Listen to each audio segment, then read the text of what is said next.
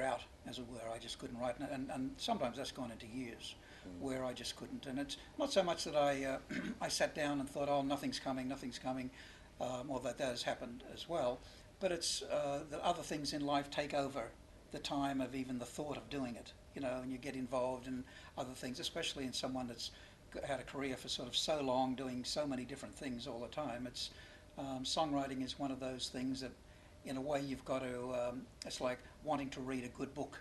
You've got to somehow set the time and say, no, don't disturb me. I don't want tea. I don't want anyone to call me. Just let me stay in my room and let me read my book or let me write my song. And a lot of the time that doesn't happen for me because I am too busy.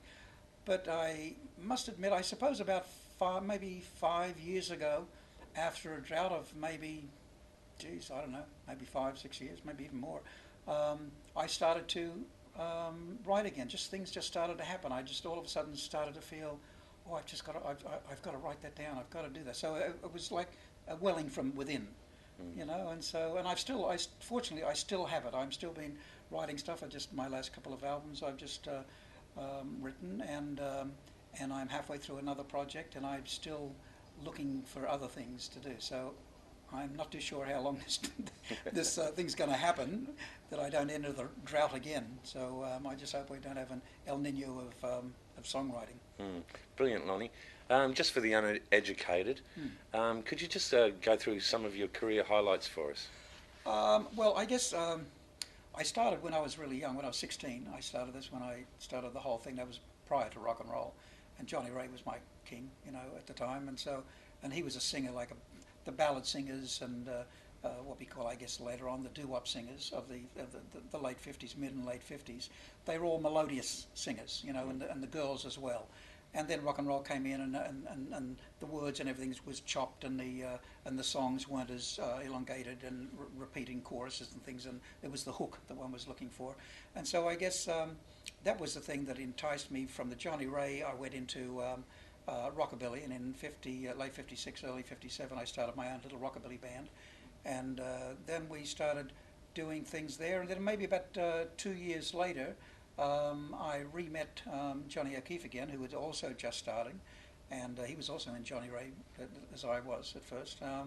And then he'd just started 6 O'Clock Rock, so he invited me on to 6 O'Clock Rock there. I went on there and was on there virtually every week that I wasn't somewhere else. And then that led to Lee Gordon asking for, who had a record company, and Lee Gordon was the one who brought, the first one that brought all the big stars out to the stadium.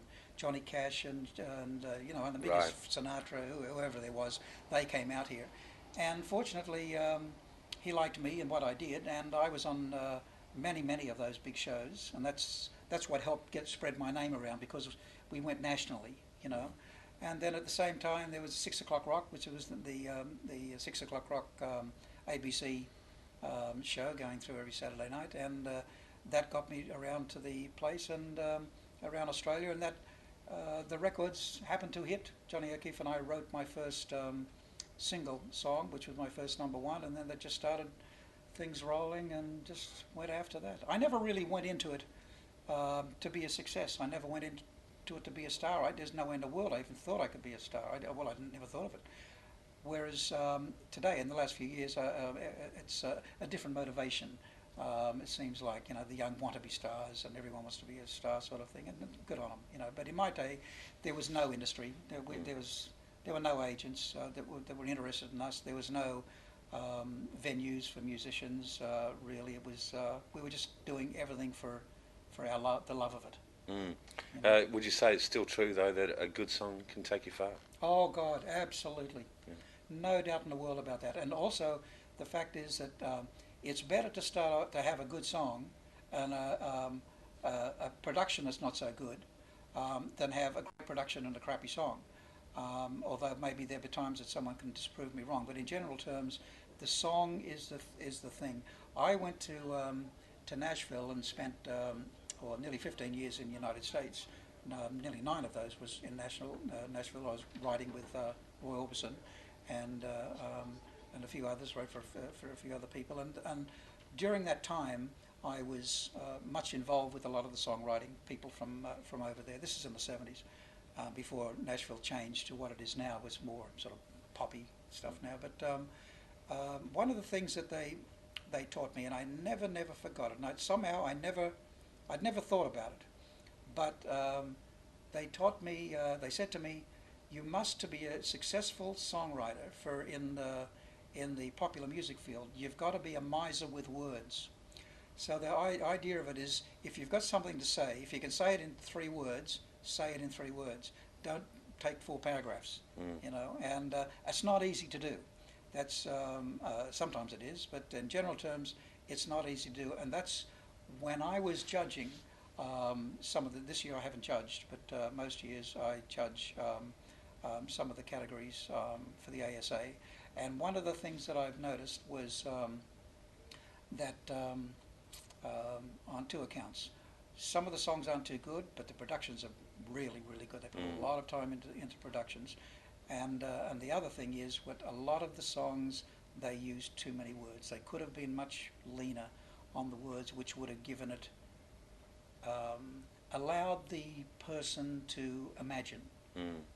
You know, that's to me is the magic. It's the magic of reading a book, and it's the magic of listening to the old time radio, where you'd hear the serials, and he's creeping behind the door, and then he's going to jump on him now. And if with TV, you just look at it, you're dead just looking at this thing. But with radio, you're imagining it, and it's the same way I think with a song, with the lyrics of a song. You have to try and either imagine it or become it. That's your story. So the old golden rule of less is more really rings true for you. Oh yes, absolutely. Yeah. And that's what they drove home to me in Nashville as well. That was the most important thing. So to sort of paint the clearest picture using the fewest amount of words adds up to generally a good song. Absolutely. Yeah. And Lonnie, do you still get a kick out of hearing yourself on the radio when you're driving down the road sometimes? Oh, it's not so much a kick now. It's, I suppose, to be really cold, because I'm in the business of show business, and I've been in it for so long, and I'm so aware that if you don't have your songs played, no one's going to turn up to your show. So from when I hear myself on radio now, or hope to hear myself on radio now, it's more of a relationship. There's a chance that someone's going to turn up at the show next week. Right. You know, as opposed to, oh wow, there I am, listen to me. No, that went 100 years ago. And in fact, I don't particularly like my voice. A couple of my songs I don't mind myself singing, but in most times I don't really. I suppose if I would have had a choice, I wouldn't have picked my voice. Well, that's interesting you say that, because generally artists are their own worst critics. Yeah. Is there any recording that you've ever made where you've thought to yourself, that's it, that's the definitive, that's perfect, I don't think I could ever do that better?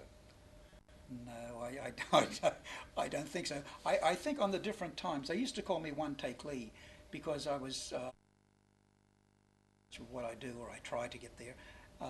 And most of the times I do my homework of what the song is, what I want the song to be, how I want to sing it, and so I take care of business instead of just rolling in there and as if it's going to lunch for some people. But there are times when I've maybe done 3 versions. If we've had the band in there and we've done 3 versions, 3 takes, and it's just something wasn't right there, and then I've done another one, and then where I thought, that's it. There's no way I'm going to do it any better. If we keep on going now, the curve's going to go, and then we're going to get worse, because that happens so many times. So sort of overcooking the song. If you like. That's right, exactly. And then it becomes too contrived. You know, the way that we used to record, not like today where everything's on a different little channel. The way we used to record, there was only the first records we did were 1 track. So one, little 1/4-inch tape, and it's only 1 track. Just mono. Yeah, just mono. So all of us played in the little studio, which is the size of maybe a living room and a dining room joined together. That's how big the studio was, and no baffles. And so we were there just playing live,